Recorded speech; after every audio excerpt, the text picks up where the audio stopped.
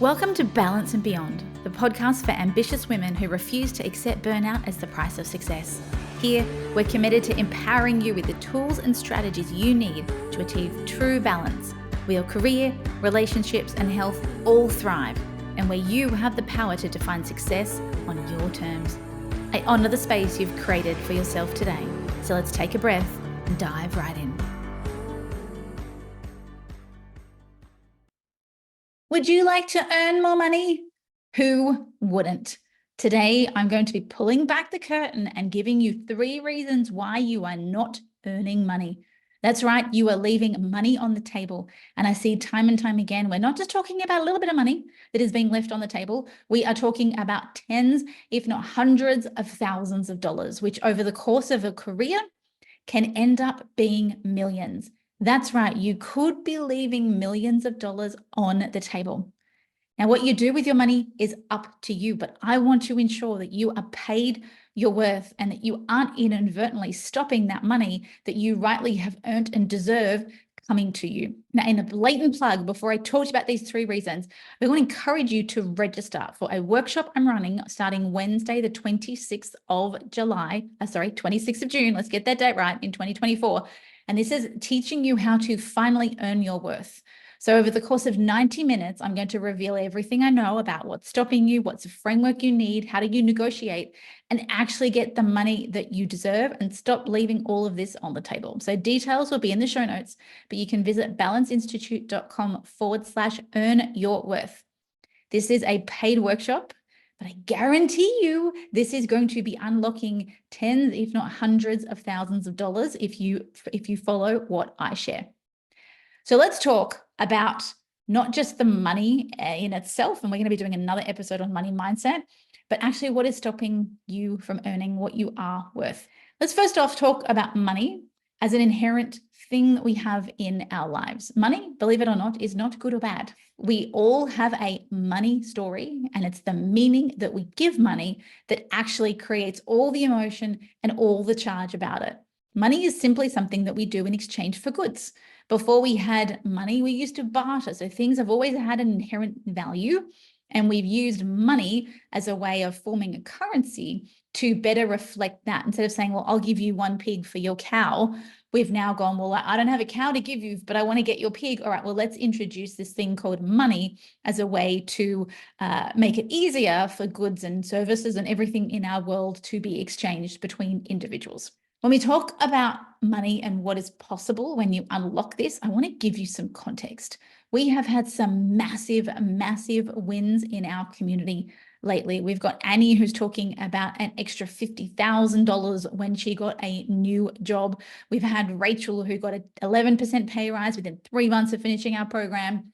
Karen doubled her salary and took on an executive position. So when you unlock this information and when you stop these blocks, I am telling you that there is serious money here waiting for you. And this isn't just if you're a senior executive. I am seeing this across all industries everywhere.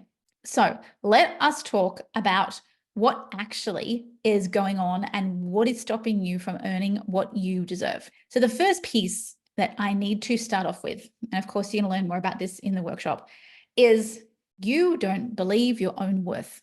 And by that, I mean, we are very often paid in alignment with where we see our own value. So if we value ourselves at $50,000 a year, there's a pretty good chance we're going to earn $50,000 a year. And generally speaking, you can never actually earn any more than you're able to tolerate. And wealth is all about not only just making money, it's about receiving it. And I see so many women hit their money ceiling, and believe it or not, they self-sabotage or they spend it or they give it away because they haven't done the work to actually expand how much money they can hold, how much money that they can receive, which is all a really big part of this. So money, when we start talking about it, I need to flag, is going to bring up 1,000,001 weeds in your garden. This is why, as part of my Blissful Alliance and some of my follow-on programs after my 12-week signature program, we do work on money because it shows up everywhere.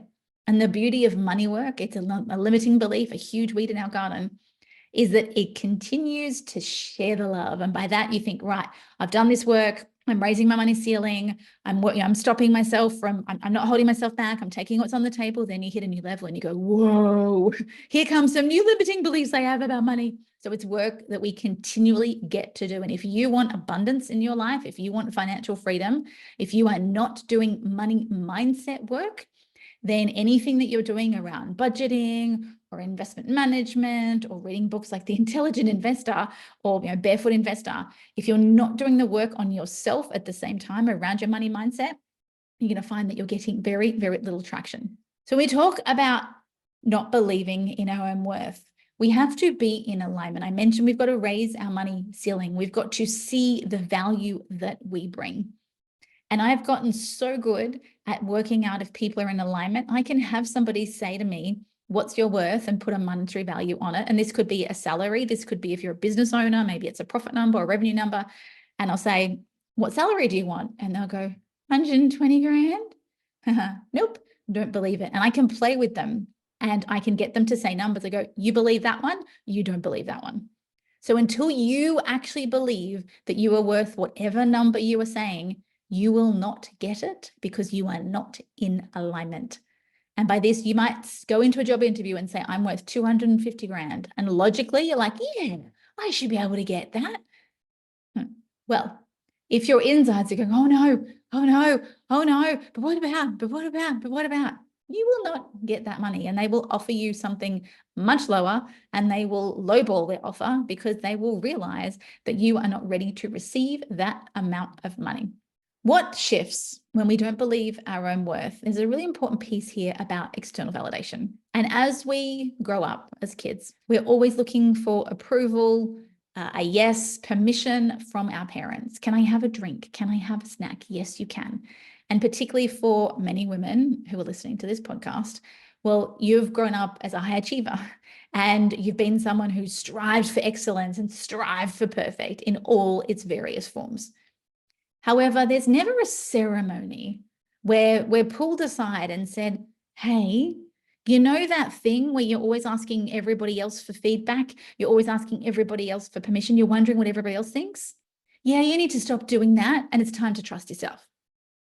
Instead, we lean harder and harder into what does society think I should do? Or what does my friends think I should do? Or what do the mums at the school gate, what do I think the mums at the school gate think that I should be doing?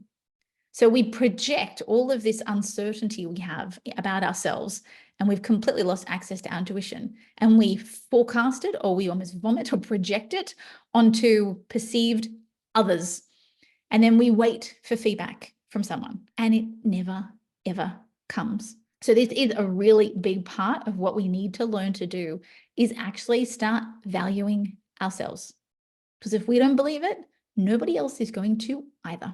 Second piece that's really important for you to share, to understand about why you are not earning your worth and you are leaving income on the table, is that you probably have an identity, you have value, you have a belief that connects money with time. And again, this stems from our childhood. Even when we first enter the workforce, most of us are on trading time for dollar type work. I was a checkout chick, as we call it here. I worked in a supermarket, and then I worked at a bar, and I was paid by the hour. So I would do an hour's work and I would get an hour's money. And it was all about extending my day if I wanted more money. And then when I was casual, I was hourly, I was timed. And so it was never about being efficient. It was never about outcomes. It was always just about time. And once again, there's never this ceremony that says, hey, honey, you're beyond the time for dollars transaction now. It's actually time for you to trade time for influence and time for impact. And those things aren't necessarily a 1-to-1 ratio. I know that I can get on a coaching call with somebody and I can turn around, and in that 1 hour, I can save them years, months, weeks, whatever it may be. I can have them a shift that would take them years or months or weeks to do by themselves. And that's really hard to put a price on. I can't just say, oh, well, that hour equals that amount of money. Well, no, you have to learn to transcend that. And this is where really shifting your identity away from thinking about output and hours and how much you've done and that get shit doneness about ourselves that we too often are attached to, because that is all a variation of attaching our worth to time or to hours or to output. So what happens then is if we feel like we want to earn more and we go, oh, I'm worth more, then there's this automatic link that says, right, if I want to earn more, I have to work harder and I have to work longer.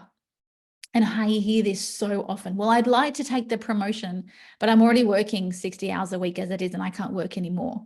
All I hear when I hear that comment is ding, ding, ding, ding, ding. Limiting belief, money equals time. And that is fundamentally not the case.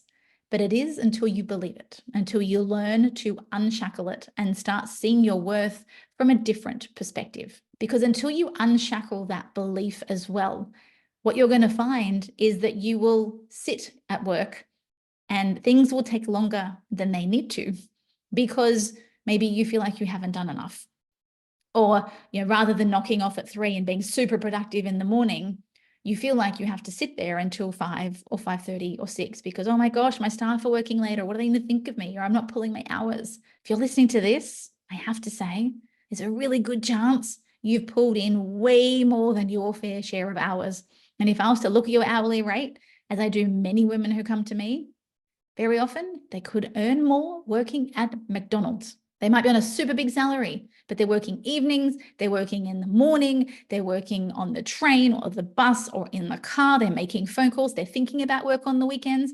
If I was to work out your hourly rate for every hour that you're thinking about work, you turn around and go, oh my gosh, I could literally go be a checkout chick and probably earn more money and have less stress. So this is the big, big, big thing that we need to do is you need one of the last pieces is you need to, you've got to disconnect this dollars from time. If you still have this belief and if you still think that it's all about working hard, it's all about hard work, they are some limiting beliefs that you have probably inherited from your parents. And yes, I'm all for a strong work ethic. I am all for working hard. However, you deserve to be paid for the outcomes and the influence that you have, not your output. You are not making widgets. If you're in my world, you are not working in a factory where you are paid, you work X many hours and you get paid per widget that you produce. The things that you produce are largely with your mind, and they are very, very difficult to measure. You're improving procedures, you're leading teams, you're delegating, you're driving change. The exponential impact of that, when you really harness in on what it is and how it works, everything can change when you dismantle that belief. And finally, the last reason that you are not earning more money is that you have a scarcity mindset around money. And again, next week, I'm going to do an entire episode on redefining money.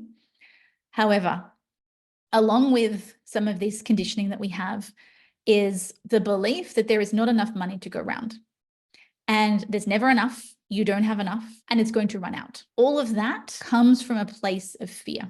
Now, women come to me and say, Jo, how can I not have that belief? Have you not seen my mortgage repayments? Have you not seen how much it costs to live right now? Have you not seen my bank balance?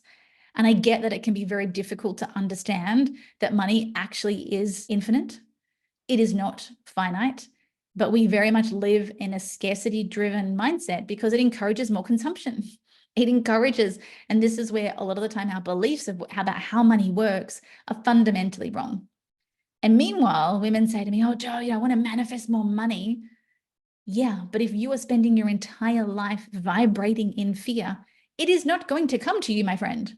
It is absolutely never going to come to you because you are living in fear. The moment that you feel like you need more money, what does that say about your current situation? It says you don't have enough. That's lack, that is fear. Because if we drill into that, if you don't have enough, what happens if you run out? Oh, well, Jo, I'm going to have to lose my house. I'm going to be on the street. I'm going to be homeless. I'm going to die. Sounds dramatic, but that's where your subconscious mind actually goes. And so now it feels life or death that you get more because you don't have enough. And yet that just builds this perpetual cycle of I don't have enough. And then I tell you, as somebody who has grown a business exponentially, how money works, and you will know this if you've ever had a pay rise, is it's never enough because the goalposts keep moving. Your income will rise along with your expenses. And you can say to me, yes, Jo, I'm disciplined, but you start moving up In terms of your wealth, you'll have different holidays, maybe end up buying different cars, you send your children to different schools. And so it will always never be enough, which is why it is so, so, so important for you to learn about what an abundance mindset when it comes to money actually is. How do you vibrate in this state of gratitude and love and abundance, knowing that it will come? And I'm not talking about sitting on the couch and putting your hands together going, I'm going to have $1 million. Doesn't work that way, but you've got no chance of unlocking more money, of earning more money, of being offered that promotion or being offered that pay rise if you are perpetually living in this cycle of fear and not enoughness. So they are the beautiful 3 reasons why you are not earning more money. I could go on for hours about this topic, and there are many, many, many other reasons why you aren't earning more money. But for now, I feel like these are a really good introductory taster. And what you will see is I'm not talking here about the gender pay gap. I'm not talking about unconscious bias. I'm not talking about quotas. All of these are external facts. But I want to really focus on what are the things that matter to you and that are more within your control. And yes, we are all working to close the gender pay gap. And yes, we need legislation and we need reform. We need all of those things. I'm fully in support of those things. But I want women to take more control of what's going on in between their ears so that when those opportunities come up, so when the promotions come up, so when the negotiation comes up, you don't shrink, you don't cower, you don't think that in you having a pay rise, you're taking it away from somebody else. As much as work will turn around and say, there's only a bucket. If you take that, then there's nothing left for so-and-so. This isn't about being a dog-eat-dog world. This is about recognizing your worth and what you deserve. And there are many, many ways to ensure everybody around you gets to enjoy equal amounts of abundance. So that, my friend, is what I want to leave you with today. I want you to think about what is your worth and how much do you actually believe in any numbers that you are saying? I want you to ponder, do you have a belief linking money to hours or time or output? And when you think about money, are you often vibrating in fear? Is it not enough? Is it never enough? And imagine what you could shift if you change them. I look forward to seeing you at our workshop. That link again, as you can visit balanceinstitute.com/earn-your-worth. I'm going to be giving you practical, tangible strategies, as is everything I love here, about how we can actually stop leaving this money on the table and get you your worth. I look forward to seeing you there. Thanks for joining us today on the Balance and Beyond podcast. We're so glad you carved out this time for yourself. If you enjoyed this episode, please share it with a friend who might need to hear this today. And if you're feeling extra generous, leaving us a review on your podcast platform of choice would mean the world to us. If you're keen to dive deeper into our world, visit balanceinstitute.com to discover more about the toolkit that has helped thousands of women avoid burnout and create a life of balance and beyond.